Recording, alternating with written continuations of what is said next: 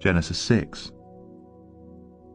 When men began to increase in number on the earth, and daughters were born to them, the sons of God saw that the daughters of men were beautiful, and they married any of them they chose. Then the Lord said, My spirit will not contend with man forever, for he is mortal. His days will be 120 years. The Nephilim were on the earth in those days, and also afterward, when the sons of God went to the daughters of men and had children by them. They were the heroes of old, men of renown. The Lord saw how great man's wickedness on the earth had become, and that every inclination of the thoughts of his heart was only evil all the time. The Lord was grieved that he had made man on the earth, and his heart was filled with pain. So the Lord said, I will wipe mankind whom I have created from the face of the earth, men and animals, and creatures that move along the ground, and birds of the air, for I am grieved that I have made them.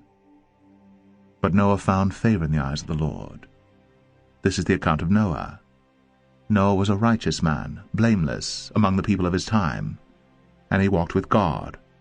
Noah had 3 sons, Shem, Ham, and Japheth. Now the earth was corrupt in God's sight, and was full of violence. God saw how corrupt the earth had become, for all the people on earth had corrupted their ways. So God said to Noah, I am going to put an end to all people, for the earth is filled with violence because of them. I am surely going to destroy both them and the earth. So make yourself an ark of cypress wood, make rooms in it, and coat it with pitch inside and out. This is how you are to build it. The ark is to be 450 feet long, 75 feet wide, and 45 feet high. Make a roof for it, and finish the ark to within 18 inches of the top. Put a door on the side of the ark, and make lower, middle, and upper decks. I am going to bring flood waters on the earth to destroy all life under the heavens. Every creature that has the breath of life in it, everything on earth will perish. But I will establish my covenant with you, and you will enter the ark, you and your sons and your wife and your sons' wives with you. You are to bring into the ark 2 of all living creatures, male and female, to keep them alive with you. 2 of every kind of bird, of every kind of animal, and of every kind of creature that moves along the ground will come to you to be kept alive. You are to take every kind of food that is to be eaten, and store it away as food for you and for them. Noah did everything just as God commanded him. Genesis 7. Then the Lord said to Noah, Go into the ark, you and your whole family, because I have found you righteous in this generation. Take with you 7 of every kind of clean animal, a male and its mate, and 2 of every kind of unclean animal, a male and its mate, and also 7 of every kind of bird, male and female, to keep their various kinds alive throughout the earth. 7 days from now I will send rain on the earth for 40 days and 40 nights, and I will wipe from the face of the earth every living creature I have made. And Noah did all that the Lord commanded him. Noah was 600 years old when the flood waters came on the earth. And Noah and his sons and his wife and his sons' wives entered the ark to escape the waters of the flood. Pairs of clean and unclean animals, of birds and of all creatures that move along the ground, male and female, came to Noah and entered the ark, as God commanded Noah. And after the 7 days, the flood waters came on the earth. In the 600th year of Noah's life, on the 17th day of the 2nd month, on that day, all the springs of the great deep burst forth, and the floodgates of the heavens were opened, and rain fell on the earth 40 days and 40 nights. On that very day, Noah and his sons, Shem, Ham, and Japheth, together with his wife and the wives of his 3 sons, entered the ark. They had with them every wild animal according to its kind, all livestock according to their kinds, every creature that moves along the ground according to its kind, and every bird according to its kind, everything with wings.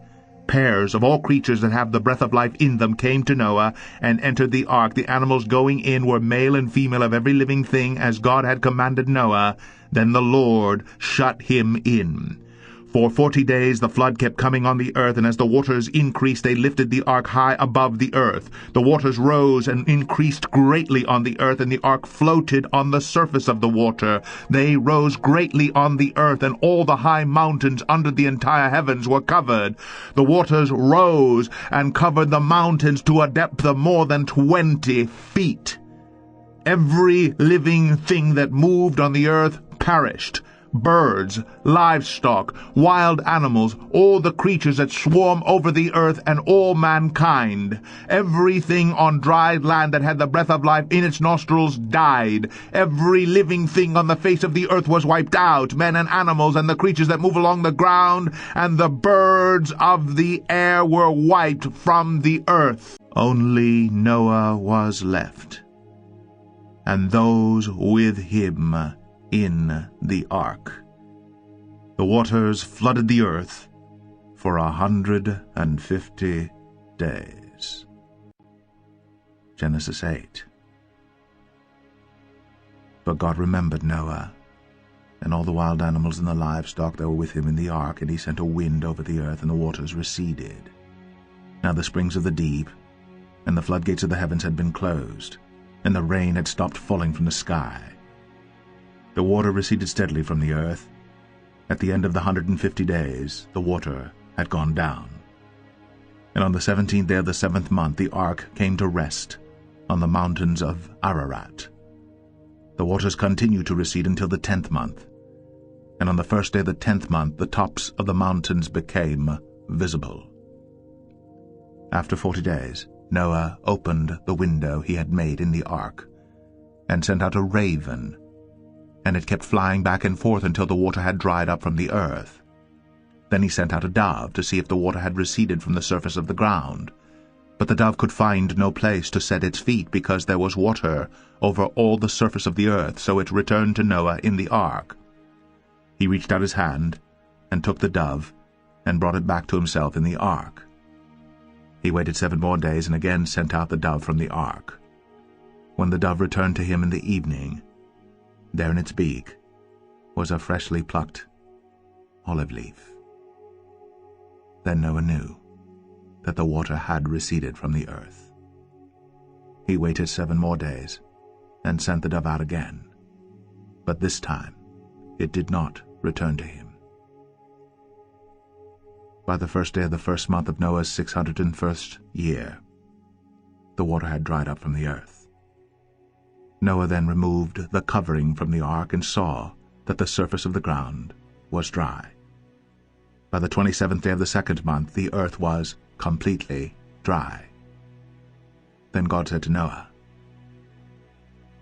"Come out of the ark, you and your wife, and your sons, and their wives. Bring out every kind of living creature that is with you, the birds, the animals, and all the creatures that move along the ground, so they can multiply on the earth, and be fruitful, and increase in number upon it." So Noah came out, together with his sons and his wife, and his sons' wives. And all the animals and all the creatures that move along the ground, and all the birds, everything that moves on the earth, came out of the ark, one kind after another. Then Noah built an altar to the Lord, and, taking some of all the clean animals and clean birds, he sacrificed burnt offerings on it. The Lord smelled the pleasing aroma, and said in his heart,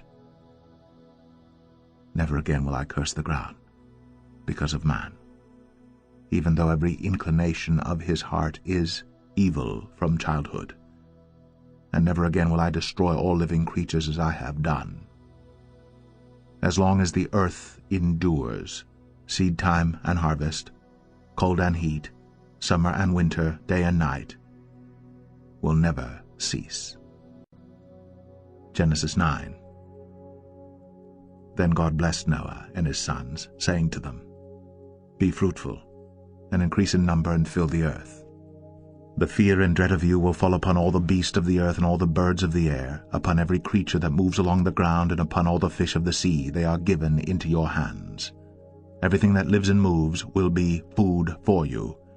Just as I gave you the green plants, I now give you everything. But You must not eat meat that has its life blood still in it. And for your life blood, I will surely demand an accounting. I will demand an accounting from every animal, and from each man too I will demand an accounting for the life of his fellow man. Whoever sheds the blood of man, by man shall his blood be shed.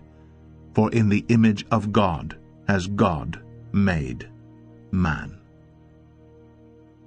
As for you, be fruitful and increase in number. Multiply on the earth and increase upon it. Then God said to Noah and to his sons with him, I now establish my covenant with you and with your descendants after you and with every living creature that was with you, the birds, the livestock, and all the wild animals, all those that came out of the ark with you, every living creature on earth. I establish my covenant with you. Never again will all life be cut off by the waters of a flood. Never again will there be a flood to destroy the earth. And God said, This is the sign of the covenant I am making between me and you and every living creature with you, a covenant for all generations to come. I have set my rainbow in the clouds, and it will be the sign of the covenant between me and the earth. Whenever I bring clouds over the earth, and the rainbow appears in the clouds, I will remember my covenant between me and you and all living creatures of every kind. Never again will the waters become a flood to destroy all life. Whenever the rainbow appears in the clouds, I will see it and remember the everlasting covenant between God and all living creatures of every kind on the earth. So God said to Noah, This is the sign of the covenant I have established between me and all life on the earth. The sons of Noah who came out of the ark were Shem, Ham, and Japheth. Ham was the father of Canaan. These were the 3 sons of Noah, and from them came the people who were scattered over the earth. Noah, a man of the soil, proceeded to plant a vineyard. When he drank some of its wine, he became drunk and lay uncovered inside his tent. Ham, the father of Canaan, saw his father's nakedness and told his 2 brothers outside. But Shem and Japheth took a garment and laid it across their shoulders. Then they walked in backward and covered their father's nakedness. Their faces were turned the other way so that they would not see their father's nakedness. When Noah woke from his wine and found out what his youngest son had done to him, he said, Cursed be Canaan. The lowest of slaves will he be to his brothers. He also said, Blessed be the Lord, the God of Shem. May Canaan be the slave of Shem. May God extend the territory of Japheth. May Japheth live in the tents of Shem, and may Canaan be his slave. After the flood, Noah lived 350 years.